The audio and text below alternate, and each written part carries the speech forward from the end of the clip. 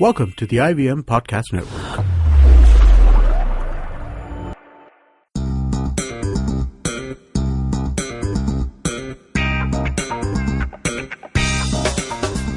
Welcome to the Pragati podcast. I'm Amit Verma and I'm the editor of Pragati. If you haven't done so already, head on over to thinkpragati.com and check out Pragati, an online journal of ideas that features accessible commentary on public policy. Damn, you're thinking, that's so boring. Who cares about public policy? But policy is important. Our governments get away with so much because most people don't challenge them enough. We aim to empower you with our analysis of government action, and also we aim to make public policy fun. What Rolling Stone is to rock, what Wired is to technology, Pragati is to policy. Now, every fortnight on the Pragati podcast, we'll talk to experts on different subjects to help us understand the world just a little better. I've hosted the first two episodes of the Pragati podcast, but from this week on, the show will be hosted by my colleagues at Pragati, Pawan Srinath and Hamsini Hariharan. Pawan is a contributing writer at Pragati and a fellow at the Takshashila Institution, and Hamsini is the assistant editor of Pragati and a research associate at the Takshashila Institution. Guys, welcome to the show. Hi, Amit.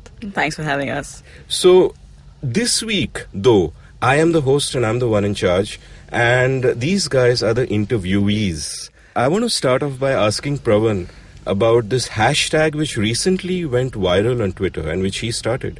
Is hashtag States Matter. What's that about? Amit, this came about from long-standing angst about how the debate and the discourse happens in our news. Whenever the budget document comes out, the Government of India's budget, right, you have about a month of discussions that happen on our news channels or newspapers, and then the budget comes out and then there is more analysis. Pragati has been doing this itself, where after the budget, you have the finance bill that comes out where nasty things can be put in, and we are analyzing it, and we should. But the Government of India's budget is just a small but significant part of what governments in India spend on us. Most of the spending is actually done by states. So when we are looking at only the Government of India's budget, we are missing so much out. And these state budgets matter a lot. So the little hashtag was about states mattering, state budgets mattering. So give me some numbers. I mean, when you say that states spend much more per citizen than the government does, to what level? What are the... So this year, if you look at it, the Government of India spent roughly about 15,000 rupees or 60,000 rupees per Indian. This is everything from defense to the subsidies given to railways to, schemes on health and urban governance and everything. In comparison, developed states in India spent up to double that amount. Right? Karnataka itself spent about 28,000 rupees per person, per resident of Karnataka this year. Right? So that's the big number that you're talking about. Of course, in this there are a few caveats. The Government of India does give some money to the states. So there's a little bit of double counting that's happening. Along with whatever money that they give, they ask the states to contribute in a matching manner. So in that sense, what the states have full freedom over is a slightly smaller number, but it's still a big number. Okay, demystify that for me. As a layman now, I don't really know, where does the national budget come from? Where does the state budget come from? What are the different taxes that go into either of those? Sure. How does it work? So people typically tend to think of things in terms of direct and indirect taxes, right? But that's just a mode of collection. When you're paying, say, sales tax, the person who's selling it pays the tax rather than the person who's consuming it. But essentially, taxes in India fall into two categories. Either it's a consumption tax or an income tax, based on what you earn or what you spend on something, right? And this can be an intermediate consumption. You're someone who's buying keyboards. You're a computer assembly guy. You buy keyboards. You buy monitors. You package them together, sell, and you pay a sales tax on that. But you're also consuming things, right? Versus a final consumer, you buy apples and you eat it. You're done. The apple's life is over. These are all consumption taxes. The rest is what businesses and individuals pay on income. So what goes to the center? What goes to the state? What is a state budget per se? So India has an interesting structure. The states spend more, but the Government of India's taxation powers are higher. So all income taxes go to the center. Sales tax, alcohol, excise taxes, road taxes, all kinds of sundry things go direct to the states. This is before the GST, by the way. Service tax, because it's not something that the state has levied, also goes to the center. So this is the complex structure, but essentially what the Constituent Assembly did, when they were framing the constitution, was to say that, look, I know that New Delhi gets more money, but the states spend more, so I will create something called the Finance Commission, which devises formulas and mechanisms by which money is given from one to the other. Right? So all the money, all the taxes that the government of India collects goes into something called the Consolidated Fund. And from this fund, there are rules and formulas that are laid down every 5 years as to how it is split between New Delhi and the states, and across the states how it's spent. And there's a certain amount of redistribution that happens. Right. So why are state budgets so important then? And why do you have such a complaint with the Karnataka budget, for example? So the first point I made was the numbers are much higher. Right? Per person, they're just much bigger, so we need to be paying attention to them. That's not the only argument. The government of India for the longest time had their clutches on what the states could do with their money. So the standard instrument of control was something called a centrally sponsored scheme. So the government of India provides 100 rupees and then say, you states, you match my contribution, add another $50, and with these 150 rupees, I will set the rules on how you will spend it. Right? So, and is it mandatory for the states to match that 50 rupees? Typically, some states would complain, not match as much, and then the government of India would step in a little more. But the important thing there is not so much the spending, but the idea that the state government machinery was run by the rules set by the government of India. Right. And on matters where the government of India may not know what it's talking about. Where they're a faraway power trying to impose their... Exactly. Right? Each one of our states, you look at Karnataka, that's 65, 66 million people today. That's almost France. Tamil Nadu is almost Germany. Right? And even these states are now trying to control too much. I mean, no one chief minister, no one government can control the destinies of 66 million people, but that's what they are currently in charge of. It's ludicrous to think that... Lutyens Delhi is running this empire. Exactly. So that is changing. The centrally sponsored scheme, because of the 14th Finance Commission and the terms that were given to it, suddenly had the mandate to review a whole bunch of this expenditure and a whole bunch of these monies that go into the Central Consolidated Fund. So what happened was they just did a direct devolution to the state, saying, I'm not tying these with any conditions, I'm just giving you an untied grant. So much bigger. You decide what to spend it on. So health, for example, is a state subject. We have a Ministry of Health, but the Constitution doesn't say that the government of India should do anything on health.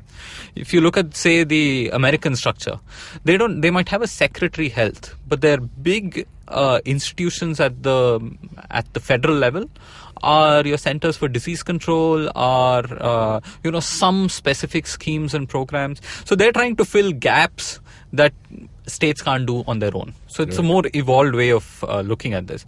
The Indian setup is, you will have a ministry on everything under the sun, right? Whether it's your job or not your job. So the devolution makes us more federal in spirit, because the whole point of federalism is that states compete with each other.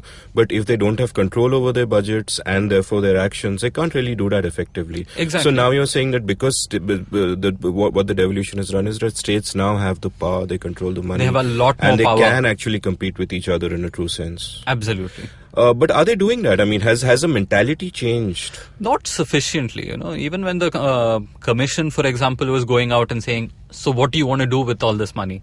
States were sort of caught off guard. And even now, there's a lot of penny counting that happens. They say, you might have given more untied funds, but the quantum of funds have actually dipped a little.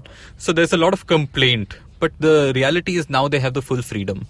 So the funny things that states have been doing is they've been using this freedom, this new untied funds, and putting them into the same old scheme set by the government of India. They have not sufficiently imagined what their own ideas can be. And that's a genuine problem, because the few ideas that state governments have, and they have quite a few of these, are usually very bad popular schemes. We'll do 1 rupee rice in Karnataka. We'll do... so in Karnataka, like in Hindi, we say Yojana, right, for every scheme. In Kannada, it's Bhagya. So you have a toilet Bhagya, you have a Shadi Bhagya. There was an actual little incentive given if you got married and if you belong to a certain community. Ridiculous stuff. So I call that a compensation, not an incentive. I don't know. But that's where a lot of imagination at the state level has gone into, more often than not. But even in India's past, you look at, say, the midday meal scheme, right? This revolutionary welfare idea that along with all the other expenditure that the government does, let's also just provide a hot meal for the kid. And dramatically changed school enrollment. And today, enrollment is no longer a problem in India. Retention in schools is a problem in India, right? So we have kicked the problem down by a full, from one problem to another big one. So all such ideas came out of states. This midday meal scheme came out of M.G. Ramachandran's Tamil Nadu government. A lot of some of the initial ideas for even problematic schemes like the NREGA came from experiments at the state level, right? So our states have always been a hotbed for experimentation on these things, and things have bubbled up, but not enough. But the psychology is still that, I will wait for directions from up above. And that's the system that everyone's been a product of for the longest time. And often what you say, the likelihood of them spending it on populist schemes is sort of inevitable in the kind of electoral democracy that we are. And the danger then is that the politicians' driving incentive is just to get re-elected with these welfare schemes, rather than actually look at the long-term welfare of the state vis-a-vis others and actually, get into that whole thing of states competing with each other. How big a danger is that, you think? See, one, if you look at things fiscally, in terms of, how much money you're getting in and how much you're spending, our states have been more prudent than the government of India. So our government of India has something called a revenue deficit, which means that they don't even earn enough to pay the electricity bills and the salaries and so on. Most states in India, a few salient exceptions, have a revenue surplus, which means that whatever they borrow to spend more, at least they're putting that in investment. They're putting it into roads, into buildings, into hospitals, and so on, which have which yield value to you year on year. So before we go ahead to layman questions, so you demystify this. Number one, when the center then has a revenue deficit, how does it fill that up? Like, does it print money? Does it borrow? What does it do? And number two, if the states are more prudent and they're handling their finances better, what are the incentives as opposed to the GOI that drives them to do this? So this is getting a little technical, and I'm not a macroeconomics person, but by and large, it's much harder for any government in India just to print money to get away with deficits. They have to borrow, right. And they have to borrow a lot of the time from the market. So they borrow more, their fiscal numbers don't look nice, then their borrowing costs are higher, right? So there is that sort of market-induced discipline that is already playing a role. So states, for example, do get bailed out by the government of India, and the government of India does, give surety against a few loans. But by and large, if your state maintains fiscal health, then its borrowing costs remain lower. Right. So that level of discipline is there, with many exceptions, of course. So with reference to the latest budget, which I think were the Karnataka budget, which was the impetus for the States Matter hashtag, right? What was wrong with it? Do you mean this year or in general? This year. This year, the Karnataka budget was a pre-budget one. This is the last budget announcement by the current chief minister, who also happens to be the finance minister, Mr. Siddaramaiah. So, like with any pre-poll budget, you have a lot of subsidy spending. So that number went up by about 30 to 40%. The good news is that a lot of the investment spending is still on the cards. Obviously, a lot more went into electricity subsidies. There were SOPs. The Karnataka budget also borrowed some of the worst ideas from Tamil Nadu, its competitor on most other counts. They borrowed the idea of Namma canteen, the way you have an Amma canteen. Namma being our in Kannada. So it's just highly subsidized public canteens in the city. Bangalore is a city known for its darshinis, which came up in the 80s and the 90s, where you can walk up and enjoy Bangalore's wonderful weather and get yourself an idli vada sambar. Now that costs, say, 20 rupees in many places, and the government wants to give you that for like 5 rupees or something, which might drive a whole bunch of people, the entire darshini industry in Bangalore out. Or this can be a complete, wet cracker where the food quality is terrible, no one goes, it's completely ignored anyway. So either it fails and that's a good thing, or it succeeds and that's a worse thing. So in a sense, you'd say that they haven't adjusted their thinking and they're thinking too locally. What would you do differently? The first thing I would say, and this is not to point the finger at any one party or even any one state, But they should just get out of doing stupid local municipal stuff. Such as? I mean, you look at the speech. So Siddaramaiah starts off with high rhetoric, and this is something that I discuss in the article as well. He starts off with a competing vision for what a Ram Rajya should be. Him being from Congress in an environment where the BJP is winning state after state. One of the things he says is that Ram Rajya means inclusive growth, for example. Now, inclusive growth itself is a fig leaf of many sorts, but at least to say that it means that you need to be plural, you need to accommodate all interests, all aspirations, and then, build a society and, have a government which, addresses all their needs. But it goes from that to things like, we will build a swimming pool facility in the town of Udupi in coastal Karnataka. I mean, this is the local corporator's job. If you come to, I live in South Bangalore, we have a local swimming pool. First of all, it's the MLA, the state representative who even talks about this thing. It's below his pay grade as well. It's the local corporator's job, This is a swimming pool that serves maybe 30,000 people, 40,000 people, a catchment of that size. It should be that person's announcement. And probably the thing costs 1 crore or 2. And you're talking about a state budget the size of 1.8 lakh crores. It's a lot of zeros. And here's the chief minister wasting valuable time of everyone by talking about things like this. So you see this replete. I mean, things that a panchayat head should discuss is being discussed by the chief minister of a state of 66 million people. They should just stop. And the problem is not just the announcements, but the action. The problem in India is that everyone wants decentralization only up to their level. So the states want more and more federal freedoms, fiscal freedoms given to it by the center. It doesn't want to pass them on to towns and cities and villages. So that's what they really need to do. So Hamsini, let me bring you in here. You believe that not only should states not think local and think bigger, you believe they should think internationally. Explain that. Yeah, it seems like such a forbidden topic to say states should look outside India. But they should. I know that foreign policy is a jealously guarded domain of the union government. But states can play a very big role internationally, and they can ease the burden of the union government in doing some of these things. The first way that states are already doing this, for example, is investment summits. You have every single state in India pitching a global investment summit where they're inviting everyone to come in. And this works well for them. Look at how Hyderabad was transformed. It's a typical example. Look at what they're pitching for Amravati. I think in 2015, Fadnavis went to Israel to discuss something. In 2012, Sukhbir Singh, the then Chief Minister of Punjab, went to Pakistan for some celebrations. And these are good. These show that states can play a role where the union government can't, because the union government can't go down to such an extent. A typical example of how states can play a bigger role in foreign policy is relations with Bangladesh. The only reason that the 2011 land border agreement was even signed is because Mamata Banerjee grandly conceded to go down and sign the agreement, which works well. But this is not the only domain that states can play. It's not just states with land borders or coastal borders that have to or can play a bigger role.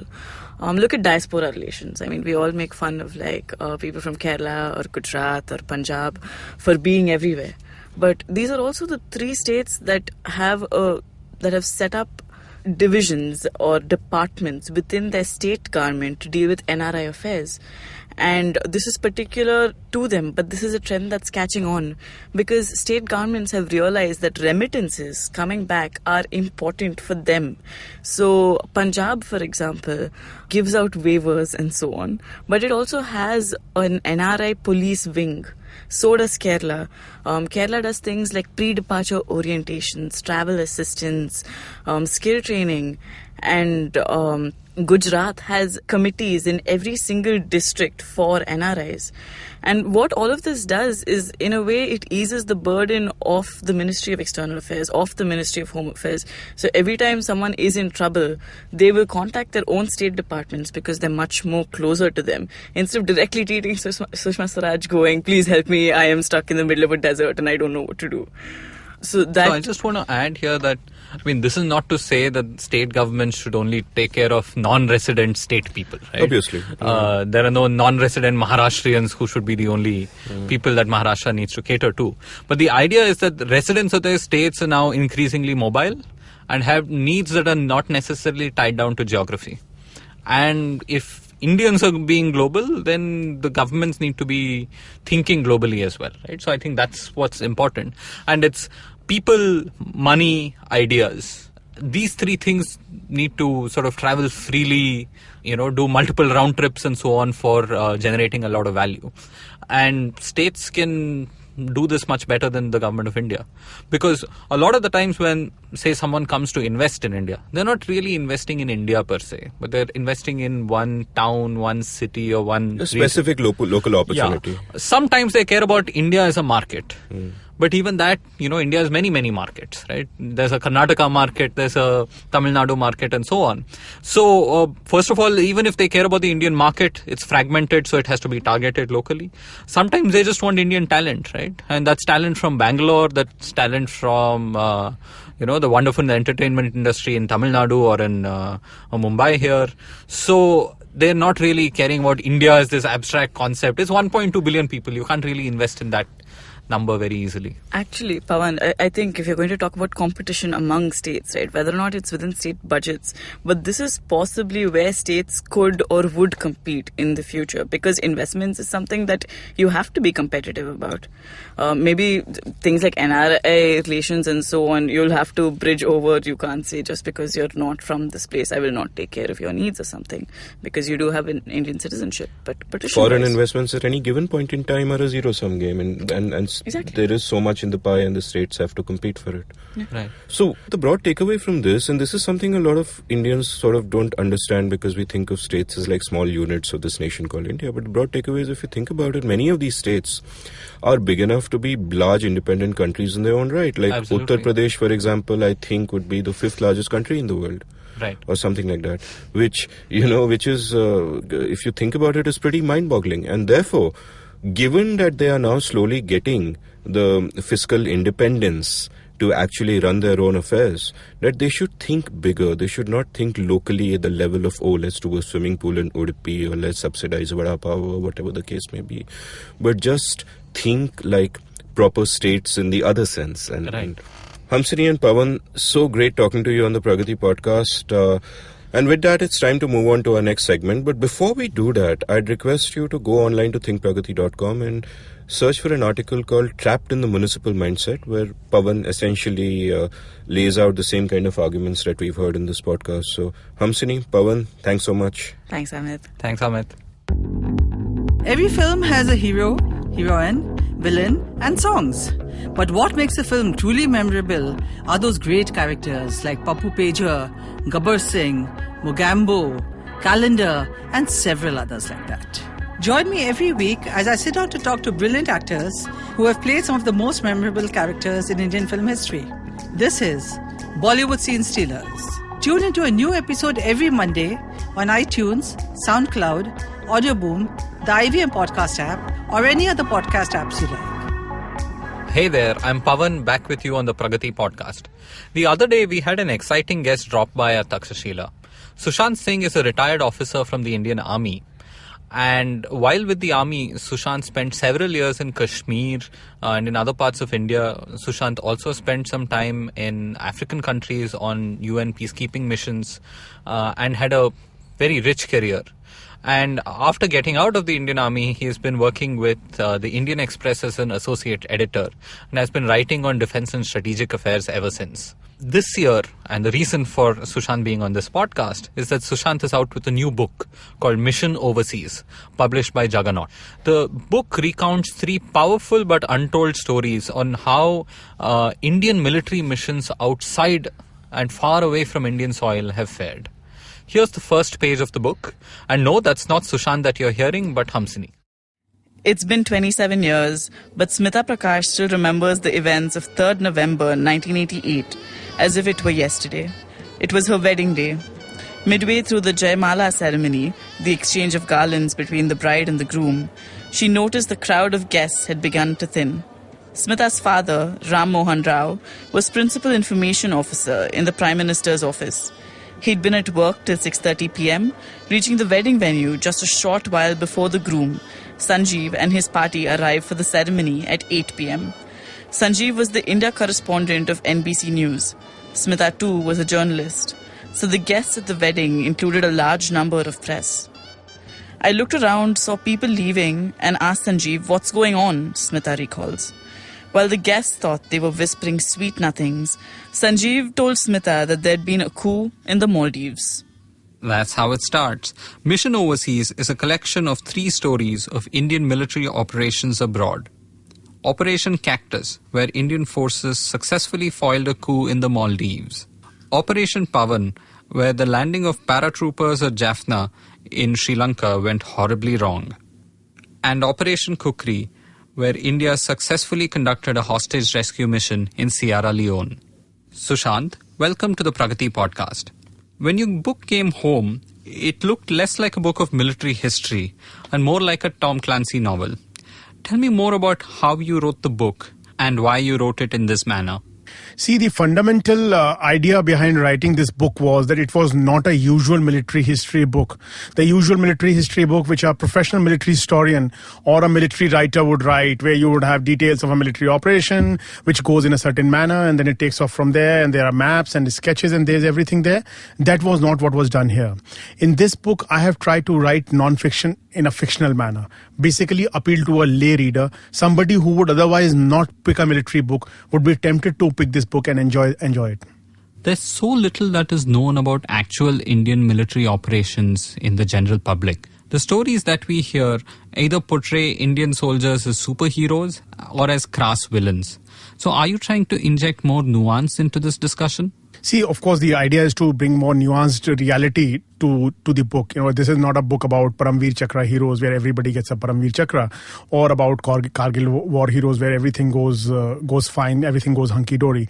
Particularly my second story, which deals with Sri Lanka, the infamous heli-borne operation at Jaffna, at the Jaffna University grounds, where the Sikh-Allied battalion lost a whole platoon, 31 soldiers, and the para-commandos were trapped in the area by the LTT. That's clearly not a very glorious history. It is something which is very different. It's something more nuanced.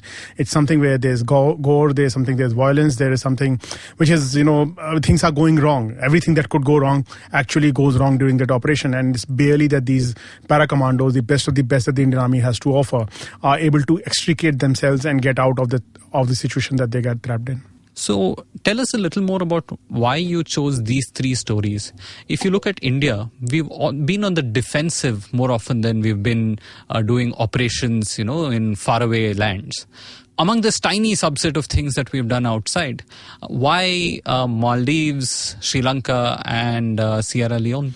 See, among the things that India has done outside, of course, I could have gone back to Congo in the 1960s, where we fought in the Belgian Congo against those Belgian rebels where Captain Gurbachan Singh Salaria got the Paramveer Chakra. I could have looked at some of the operations in Myanmar. The last one, or even before that, India has gone into Myanmar, particularly in the mid-1990s. Another operation I could have considered was across the line of control, where a lot of military action, what we call BAT action, those battalion action teams, those operations could have been covered. But fundamentally, I was looking at operations where we actually went overseas. We were not just crossing a geographical boundary. Crossing the line of control is just a geographical boundary. You cross a nala and you're the other side. But I was looking at something which requires more logistics, support, greater preparation, greater understanding, and in a sense is actually an out-of-area operation. So Maldives, Sri Lanka and Sierra Leone fit that bill clearly, more than Myanmar or Pakistan-occupied Kashmir would have. And in fact, had I taken Pakistan-occupied Kashmir, a lot of people would have turned around and said that Jammu and Kashmir is an integral part of India, so why are you calling it mission overseas? So that also ruled it out. And Myanmar, for various very obvious reasons, not a big operation, and also because it was very contiguous to our territory. The stories that you share are from the late 80s and from the year 2000, that is Sierra Leone. Am I wrong in thinking that we've stopped doing missions overseas since then? Yeah, clearly, going by the evidence of operations, the Sierra Leone operation was in 2000, and Sri Lanka happened in 87, and Maldives in 88. India could boldly afford to go fly its troops, fly a para brigade to Male overnight, and actually undo a coup which had thrown out the Maldivian president. It could actually go into Sri Lanka and do what it did, and it could go into Sierra Leone when the UN and the United Nations Security Council and the United Nations Secretary General and the other forces were not helping them. So after 90 days, they go and bring out those 225 soldiers. Clearly, India has been slightly reticent after that. Maybe whatever might be the reasons for that reticence, but we don't want to show that kind of presence or that kind of aggression which we showed in the Rajiv years. I think I have tried to understand the reasons for that. One is clearly the end of the Cold War, India's own economic position in the 90s, and also India wanted to be not seen as this regional bully. It wanted to be loved by the neighborhood. But I feel going forward, India will have to be prepared to do more overseas operations, because now we are a much stronger regional power. We have to assert ourselves, and there could be situations where India will have to operate overseas. Can you give us some examples of military operations abroad that India today might need to prepare for? One of the fundamentals in how mission overseas, any overseas mission or out of area operation would happen, will have to be that it will be an exigency for which we would not be really prepared for.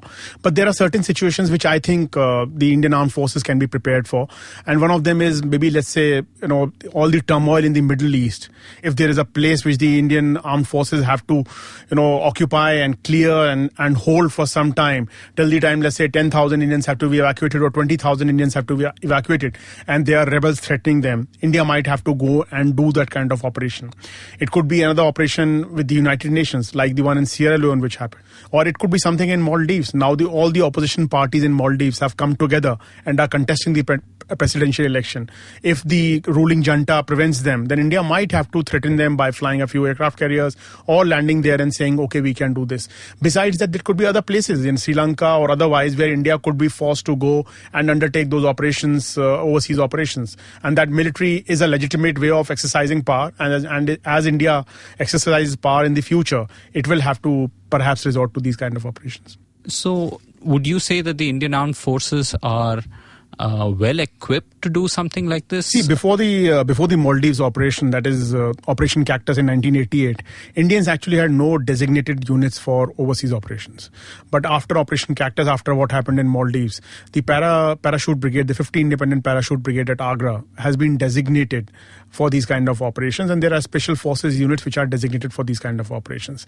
But you see, because you don't know what kind of scenario where you'll be going to and what kind of situation you'll be landing into, it is very difficult to tactically paint that picture and act in that scenario.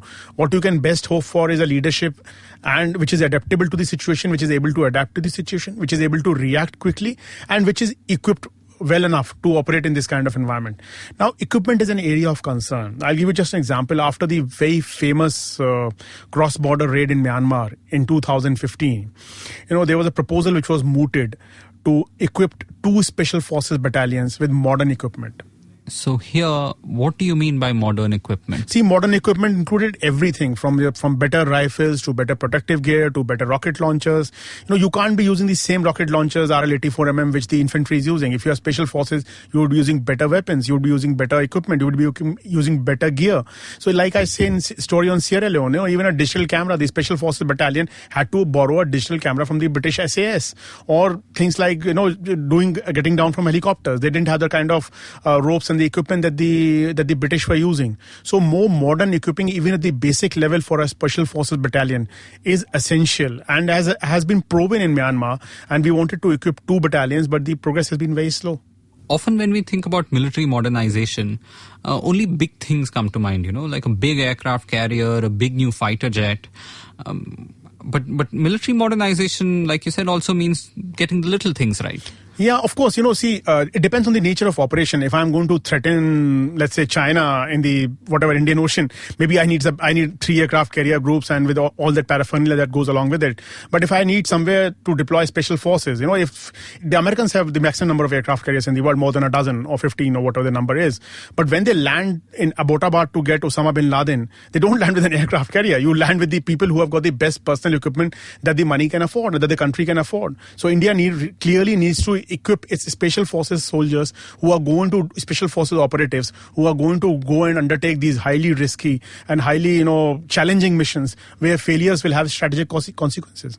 The other thing that I see in all the 3 stories to different extents is, at least when a mission is successful, there is a good amount of political involvement and political conversation, at least, that happens between the military forces and the civilian command, right? It's not just that the civilians say, go do what you can, and then the military is given free rein. See, one of the things particularly stood out to me in case of Maldives, and Maldives is clearly a success story, although they were very lucky in many ways, the kind of calls they took and kind of situation that they got there. But the fact that the Joint Secretary in the External Affairs Ministry could call up the Vice Chief at 7 a.m., Vice Chief of the Air Force at 7 a.m. in the morning and say, okay, please park the aircrafts at Agra Air Base. We are going to Sri Lanka. Even before he informs the Foreign Secretary, whom he informs after the office opens at 9:30, or has spoken to the Prime Minister. Prime Minister Rajiv Gandhi is in Bengal, Calcutta, and he comes back at 11 a.m. Before that, they've already taken the call because they knew very clearly what the political direction and the political thought process was. This actually shows a very high degree of belief and a clarity of thought and a political purpose, which I think has not been adequately credited or noted. I do understand that it happened in the backdrop of the ongoing Sri Lanka operations, where the Foreign Ministry, the Prime Minister, and the armed forces were already operating closely and had an equation going. So somebody like a JS could call up the Vice Chief and ask him to do this, which perhaps would have been possible later.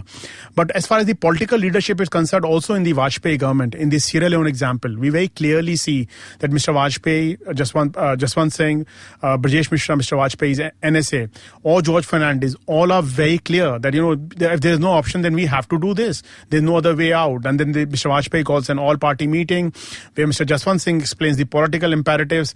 General N.C. Vij, who was then the Director General Military Operations, he gives the military side. And everybody asks him, how many people died? He says, I can't tell you what will be our casualties. We'll try and minimize them.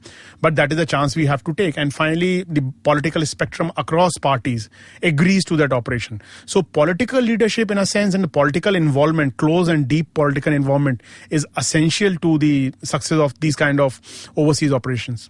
So those are operations that are formally undertaken by the Indian Republic.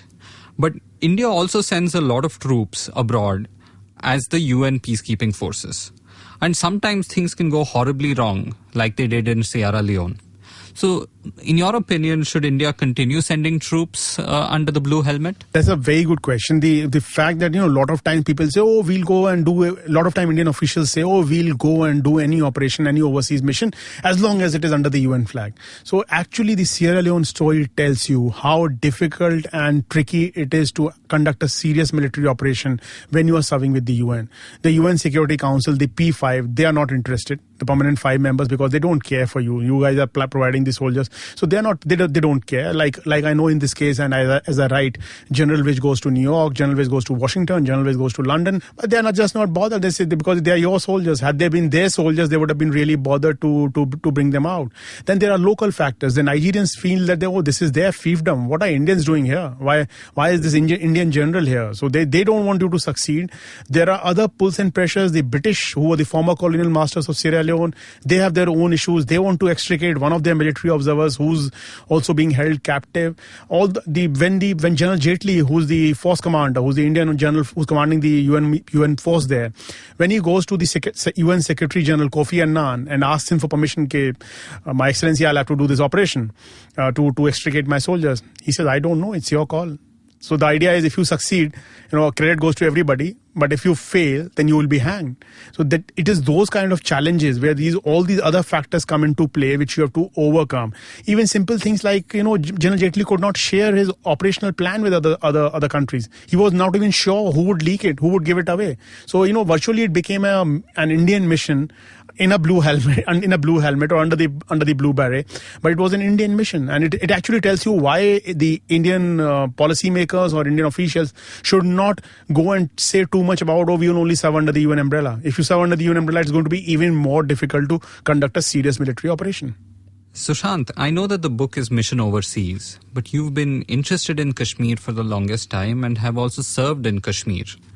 Do you have any untold stories from there that might perhaps go into a later book? Yes, I do think there's one story from Kashmir, Pawan, which needs to be told. In 1993, there's something called the Liberation of Sopore, an operation which was undertaken to liberate Sopore, so to speak, from the separatists, and the army could actually enter in. It's a fascinating tale of over what happened over months, how the Indian army actually undertook propaganda, gained intelligence, tried to create forces, tried to get political okay, did not get the political okay. Certain military leadership at certain level started to decide that they will do it on their own. They took those risks, how that operation unfolded and what kind of challenges were faced. And there was a 72-hour media blackout, and after that the army had to stop the operation, but they were able to successfully do it. The liberation of Sopore in 1993 is something I would have loved to cover it, but clearly I could not have called it Mission Overseas then had I covered it in this book. So maybe it's some other time that I'll probably take it on. So Sushant, out of all the three stories that you cover in the book, anyone which is your personal favorite? Now, Bhavan, that's like asking which of your kids is more favorite than the other kids.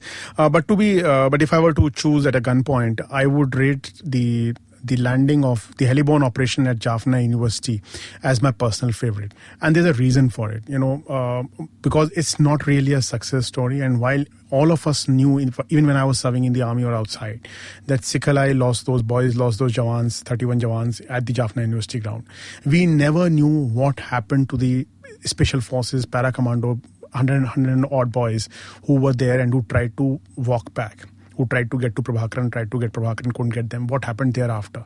That story has never been told. It has never been explained. Fortunately and luckily, because the CEO of the Paracommandos, General Dalbir, General Shannon, who was leading the team, Captain Bhaduria, now Colonel Bhaduria retired, who was part of the team, they spoke to me, and I was able to actually challengingly recreate what kind of situation they faced when for the first time after 1971 a Special Forces battalion came under fire, heavy fire from the LTTE, and the kind of decisions which Shannon had to take, whether save a Sahayak or not. He calls for mortar fire which falls on his own building in which he's sitting, and he loses 2 of his men. The fact that the headquarters tell him, can't you come back on your own? He says, okay, I can come back on my own, but what about these 12 wounded soldiers? I'll have to leave them behind, and the LTT will do whatever they can do with them. So what do I do? So they try to extricate him, and they try and send the tanks. The tanks are blown off, and then they try and send two infantry brigades. The brigades are attacked. The kind of challenges and the kind of thing that happened there, I don't think anybody has tried to cover them in that manner. It's not really a disaster, but it's the reality of a military operation as it unfolds, where things are going wrong and still you are taking those calls. That's a story very close to my heart. Thanks, Sushant. One of the other challenges we've seen is that archives are rarely opened up in India. A lot of things are still classified as secrets, even though they're decades and more old. So in writing a book like this, I'm sure a lot of research has gone in, and you can't just go by oral testimony, for example, right? I mean, you interview a large number of people. What are the challenges of writing a book like this? Primarily you have nailed the thing by saying that there are no histories available. So I know for a fact that the official history of Operation Pawan, the Sri Lanka operation, has been written. It is lying in the Defence Ministry. It has not been declassified. It has not been made public. There is no history of the operation, official history of the operation in Maldives or of the operation in Sierra Leone. But for Maldives, I was lucky that I was able to get the after-action report of the Para Brigade, which had gone there, and I had access to official details which they were noting down at that time, because General Vinod Bhatia was kind enough to share a lot of official documentation with me. Using that as the basis, and then using all the other testimonies around it of various actors, and then you take a judgment call where one or two accounts are not matching. I was able to frame this account, which most people who are involved in it broadly agree with is right. Sri Lanka was a more challenging task, but then in Sri Lanka, while I was able to read a bit about the operation, I had to rely more on various people who were part of that operation. And that's the style of writing I've chosen, where I try to make it amply clear that I'm actually telling you what this guy is saying or what that guy is saying. And where it comes a question of this versus that, I take a judgment call based on what I understand of the people's personalities or about the operation or about how the militaries operate, and then do that. In case of Sierra Leone, again, no official history was available, but I had the accounts of the British and the Indian general and the general awareness from the news reports, and then resorting to again speaking to a lot of people who participated in these operations to create as accurate a picture as one can. You still make that sound a little easier than it was, Sushant. From what I understand, you got a lot of people to open up and talk about what happened who have otherwise perhaps been quite reticent. I would particularly mention somebody like Ronen Sen, who was the former Indian ambassador to the United States and to the Soviet Union, and was in Rajiv Gandhi's Prime Minister's office. He was very forthcoming with his views, and he was able to explain a lot of things which I may or may not have mentioned even in the book, but he was very helpful. General Shannon Singh, who led the para-commando team in the operation at Jaffna, he was again very forthcoming and very helpful, as was Ambassador Banerjee, General Bhatia, as I have mentioned, and a lot of serving officers who also helped me out with some details, as was Srinath Raghavan, my old friend and renowned military historian. He also shared some of the documents and some of the research that he had, which allowed me to write what I wrote. Sushant, thanks for stopping by. Thank you, Pawan. Thank you so much for having me here. Mission Overseas is available as paperback and on the Juggernaut app. At Pragati, we hope to do our little bit to inform the Indian public better on all things public policy. Visit thinkpragati.com for the latest podcasts and articles from us.